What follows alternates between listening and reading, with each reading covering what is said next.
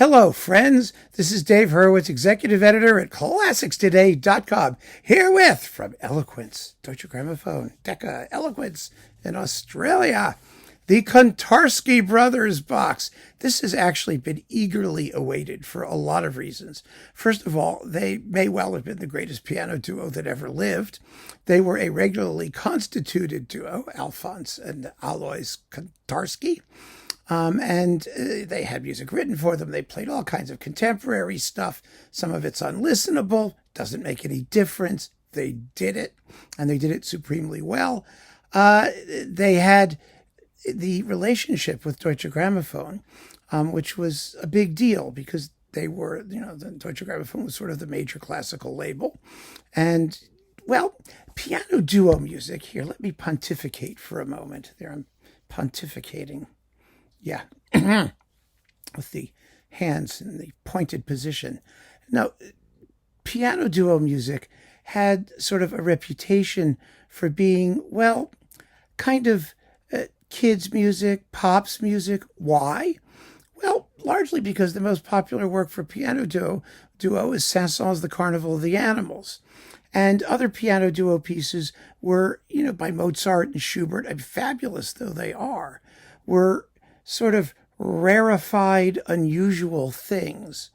You didn't see them very often in concert unless you went to special chamber music piano duo concerts, which, let's face it, was a niche. And you didn't really get lots of recordings that were promoted. There were just certain opportunities to encounter this repertoire. And the Kontarskys were like the major opportunity on the most important classical label, and they were fabulous. They played with absolute unanimity, fanatical precision, great interpretive insight. They were just marvelous. So here we have 18 CDs, including not just their Deutsche Grammophon stuff, but stuff they did on Philips and ECM and Koch Schwann. So there's a lot of stuff in here and things you might not have heard. So let's go through it disc by disc. First of all, it's a good solid box. Has an attractive photo on the cover. They look just adorable. They look like, little, lawn jockeys or something you could stick out next to your pool. And we have, two booklets. One is the track listing, so labeled, and the other is notes about the recordings themselves. That's so nice of them. It's so classy. It's such a serious enterprise, and they deserve it. And we have original jackets, and boy, oh boy, there's some cool stuff in here. This was the disc that a lot of us discovered them, playing, because you had the Bartók Sonata for two pianos and percussion, probably the best version of that before, Argerich and Frere, blew it up. But it's still fabulous, with Christoph Kaskel and Heinz Koenig, percussionists. And then you have this Stravinsky music for two pianos, the concerto for two pianos and the sonata for two pianos. It was such a fantastically, perfectly programmed disc, and it's held up to this day. And it was really, a lot of us, there was no other way to get this music. It was so convenient to be able to get the Bartók and Stravinsky stuff on one disc. And you also get, in this particular CD, the suite from L'Histoire du Soldat with Edward Brunner, Gideon Kramer, and Aloys Kontarsky separately. They were fabulous pianists individually as well as together. And so, that's just the first disc. Then we've got the Brahms Hungarian Dances. We had this one too. Beautiful performances of fun music. It's piano four hands, not two pianos. And this Brahms disc, which I just loved. The Sonata in F minor, which also became the piano quintet, or the other way around. The piano quintet became the sonata. I really like the two piano version. I like it better than the quintet version, and I'm unusual in that respect, I know, but I really do. I think it sounds better. And the Haydn variations, the version for two pianos. It's a sensational Brahms disc. And let's see, more Brahms. His 16 waltzes, Opus 39, his Souvenir of Russia. When was the last time you heard that?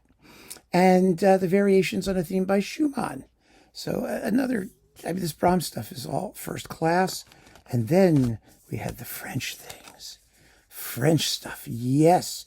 Debussy and Ravel, En Blanc et Noir, Ma Mère Loire, The Petite Suite, Linda Raya, Cortège and Air de Danse, Ballade. So we've got Debussy and Ravel. The only Ravel thing here, excuse me, the only Ravel thing here is the Mother Goose suite, the original version of it, before it became a ballet.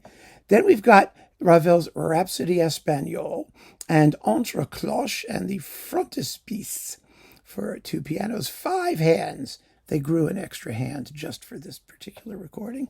And the rest of the Debussy, the Epigraphe Antique, the sketch of his symphony, which never materialized in any other way, the March Écossaise, and the Afternoon of a Faun for 2 pianos. Some Debussy transcription things. It's just wonderful. And of course, the Dvorak Slavonic dances, full of rhythmic zest and verve, and their precision and seriously, their ability to float a rhythm really counts here. So that's really great. Then we've got, oh yes, Mauricio Kagel, 1898, for children's voices and instruments in 2 movements, with all kinds of instruments and things. This only has Aloys Kontarsky. Kagel himself is directing. He was a avant-gardist, and it sounds very avant. So that's that. What have we got here? Oh, yes. Ligeti, Monument, Selbstportrait, and Bewegung for 3 pieces for 2 pianos. It's typical Ligeti. It's wonderful. And Bernd Alois Zimmermann, who was crazy. Perspektiven and Monologe for 2 pianos. And Milko Klemen, Composé for 2 pianos and orchestral groups. Ernest Bohr is conducting here. Ernest Bohr was an amazing contemporary music person. And this is only in Composé, the Clemen piece. All the rest is just piano stuff. So that's like wonderful modern music. And here we even have the Koch Schwan original jacket. A quartet for the End of Time with Aloys Kontarsky. I am fond, of course, of the version by Tashi with Peter Serkin and friends on RCA. It's a good performance. I don't think it's quite as perky and accented forcefully as the Tashi version, but it's good. It's very good. And Richard Ricard Dunzer, Tage und Nachtbücher for clarinet, cello, and piano, and that you will never want to hear again. Then we've got the Carnival of the Animals. Yes, without narration, and then with the Ogden Nash and Hermione Gingold narration, and the Karl-Heinz Böhm narration, with Karl Böhm conducting. Oh yes, he was always such a, laugh a minute type conductor. With the Vienna Philharmonic. I mean, this was a famous recording. It really was. I mean, it's not the funniest, but it's, it had everything you always wanted to know about the Carnival of the Animals. In fact, probably too much information about the Carnival of the Animals. And then we've got the Schubert, Hungarian Divertimento. This is fabulous. I love this work. This was the recording that helped me to discover it. It was recorded in, 1960, actually. And you get the Beethoven Trio for piano, flute, and bassoon in G major. That's with Aloys Kontarsky separately. And Klaus Thunemann, the amazing bassoonist. And Karl-Heinz Zeller for flute. The 2 of them are doing the Schubert Divertissement, which is just fantastic.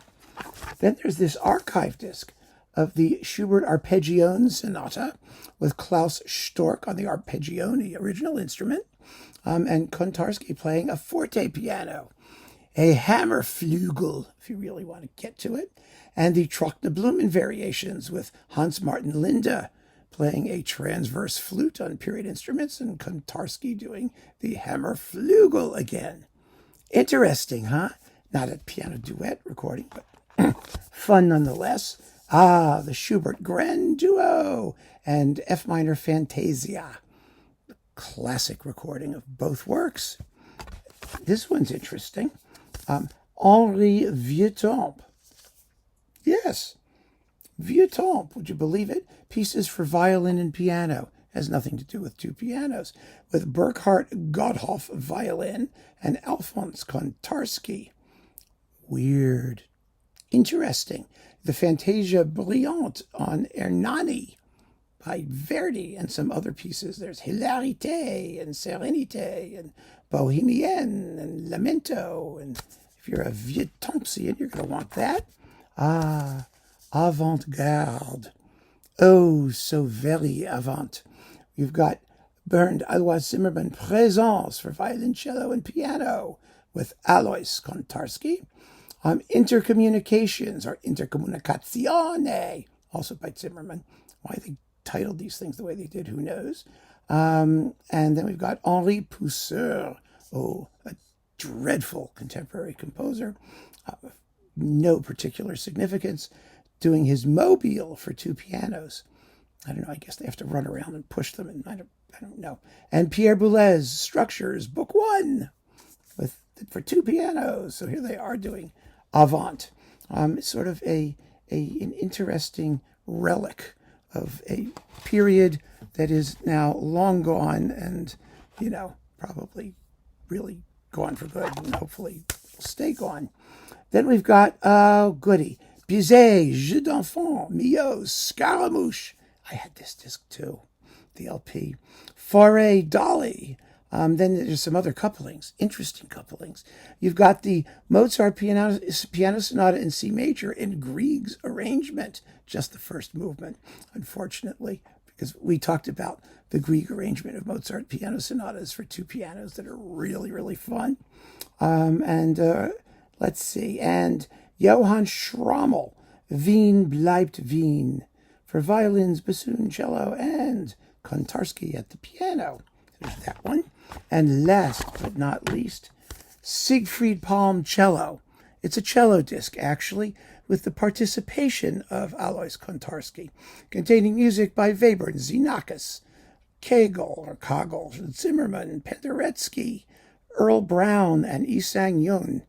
Wow, I'm sure cello people will be thrilled to have that back. It was recorded in 1975. And there you have it, 18 discs that show this group's, where are the little bookies? Oh, bookies, here they are. This group's, this duo's astonishing versatility, range, virtuosity, intelligence, musicianship, all of those good things in a handy box with fabulous annotations. You owe it to yourself to get this. You really do. Even if, a few of the discs are going to contain music that will probably cause you to run out of the room screaming, it's okay. Screaming can be healthy. So keep on listening, friends. Thanks for joining me, and take care.